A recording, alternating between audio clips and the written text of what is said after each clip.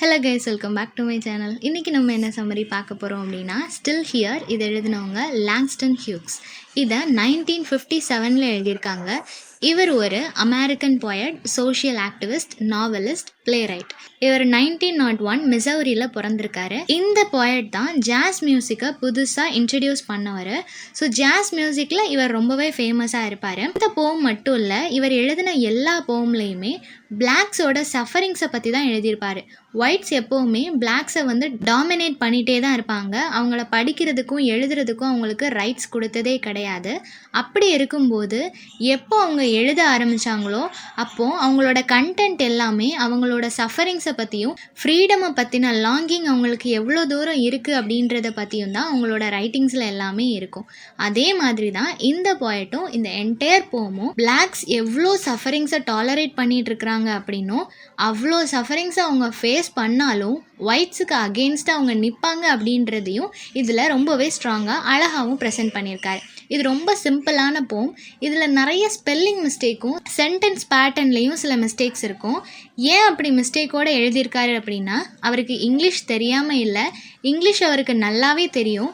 ஆனால் அவரோட தாட் என்ன அப்படின்னா, அமெரிக்கன்ஸ் என்ன நினைப்பாங்க, அவங்க லாங்குவேஜ் தான் அவங்களோட ப்ரைட் அப்படின்னு சொல்லி நினைப்பாங்க. அப்படி இருக்கும்போது அவங்க இவ்வளோ வர்ஷிப் பண்ணுற அந்த லாங்குவேஜை இவர் வேணும்னே தப்பாக எழுதணும் அப்படின்னு சொல்லி நினைக்கிறாரு. அதை மார்க் பண்ணுற விதமாகவும், அதை தப்பாக எழுதி அதை டீஸ் பண்ணுற விதமாகவும் தான் இவரோட போம்ஸில் எல்லாமே ஸ்பெல்லிங் மிஸ்டேக்ஸோட, சென்டென்ஸ் பேட்டர்ன் மிஸ்டேக்ஸோட இந்த போமை ப்ரெசென்ட் பண்ணுறாரு.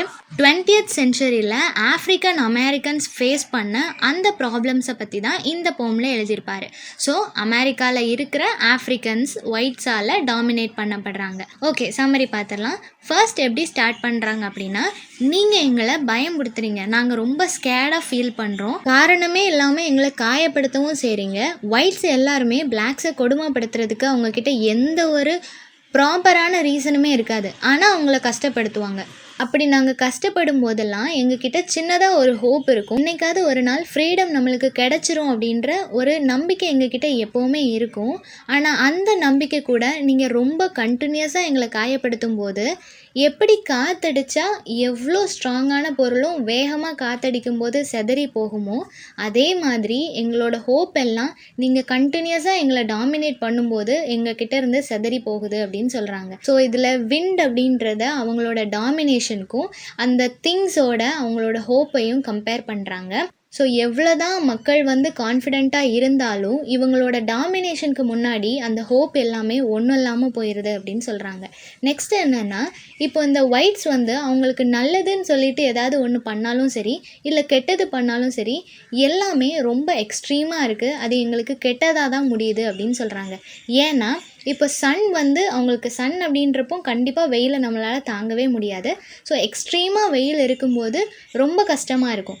அதே மாதிரி ஸ்னோ அதுக்கு அப்படியே ஆப்போசிட், நம்மளுக்கு நல்லா இருக்கும்னு தோணும். ஆனால் அந்த ஸ்னோவுமே ரொம்ப அதிகமாக பெய்யும்போது நம்ம உடம்பே ஃப்ரீஸ் ஆகி நம்ம இறந்து போகிறதுக்கு கூட வாய்ப்பு இருக்குது. அப்படிப்பட்ட ஒரு டூ மச்சான சன்னும் டூ மச்சாக கோல்டும் தான் நீங்கள் கொடுக்குறீங்க. ஒன்று நாங்கள் ஃப்ரீஸ் ஆகிடுறோம், இல்லைன்னா அந்த வெயிலில் நாங்கள் பேர்ன் ஆகிறோம். ஸோ மொத்தத்தில் நீங்கள் எது தந்தாலுமே அது டூ மச்சாக இருக்குது, எங்களை காயப்படுத்துகிற மாதிரி தான் இருக்குது அப்படின்னு சொல்கிறாங்க. அவங்களுக்கு நார்மலான லைஃப் அப்படின்னு ஒன்றே இல்லை. எப்போ பார்த்தாலும் ஏதோ ஒரு விதத்தில் அவங்க சஃபரிங்ஸ் ஃபேஸ் பண்ணிட்டு தான் இருக்காங்க. நார்மலாக எல்லா ஹியூமன் பீயிங்கும் வாழ்கிற மாதிரி அவங்களால வாழவே முடியல. ஸோ ஒரு குவெஸ்டின் எடுத்து வைக்கிறாரு, நாங்களும் உங்களை மாதிரி ஹியூமன் பீயிங் தான், ஆனால் நீங்கள் எங்களை எப்படி ட்ரீட் பண்ணுறீங்கன்னா, நாங்கள் சிரிக்கக்கூடாது, நாங்கள் ஒருத்தர் லவ் பண்ணக்கூடாது, ஏன் நாங்கள் வாழவே கூடாதுன்னு நினைக்கிறீங்க. ஸ்டாப் லாஃபிங், stop loving, stop living. So நாங்கள் வாழவே கூடாது அப்படின்ற மாதிரி நீங்கள் நினைக்கிறீங்க. உங்களை மாதிரி ஹியூமன் பீயிங் தான் நாங்களும், நாங்கள் ஏன் வாழக்கூடாதுன்னு சொல்லி நீங்கள் நினைக்கிறீங்க அப்படின்ட்டு ஒரு குவெஸ்டின் எடுத்து வைக்கிறாரு. இதில் ஐ அப்படின்னு அவர் மென்ஷன் பண்ணியிருக்கிறது எல்லாமே அந்த பிளாக்ஸ் கம்யூனிட்டி, பிளாக்ஸ் எல்லாரையும் மொத்தமாக ரெப்ரசன்ட் பண்ணி தான் ஐ அப்படின்னு கொடுத்துருக்காங்க. ஸோ இவ்வளோ சஃபரிங்ஸ் நீங்கள் கொடுத்தாலும், இவ்வளோ எங்களை டாமினேட் பண்ணாலும், லாஸ்ட்டாக என்ன சொல்கிறாங்கன்னா, நாங்கள் இதை பற்றி கன்சிடரே பண்ண மாட்டோம், ஐ ஸ்டில் ஹியர், எவ்வளோ தான் நீங்கள் எங்களை இந்த இடத்த விட்டு அடித்து துரத்துனாலும், எங்கள் இடத்த நீங்கள் எடுத்துக்கிட்டாலும், நாங்கள் அந்த இடத்துலையே தான் இருப்போம். இப்போ எவ்வளோ ஸ்ட்ராங்காக இருக்கிறோமோ அதே ஸ்ட்ராங்காக எப்போவுமே இருப்போம் அப்படின்னு சொல்லி இந்த போமை முடிக்கிறாங்க. இதில் தீம்ஸ் அப்படின்னு சொல்லும்போது இவரோட எல்லா போம்ஸுமே self determination, self definition, motivation, இன்ஸ்பைரிங்காக தான் இவரோட போம்ஸ் எல்லாமே இருக்கும். ஸோ இந்த சம்மரி எல்லாருக்கும் புரிஞ்சிருக்கும்னு நினைக்கிறேன். நெக்ஸ்ட் என்ன டாப்பிக்கில் வீடியோ போடலான்னு சொல்லி கமெண்ட் பண்ணுங்கள். தேங்க்யூ ஃபார் வாட்சிங்.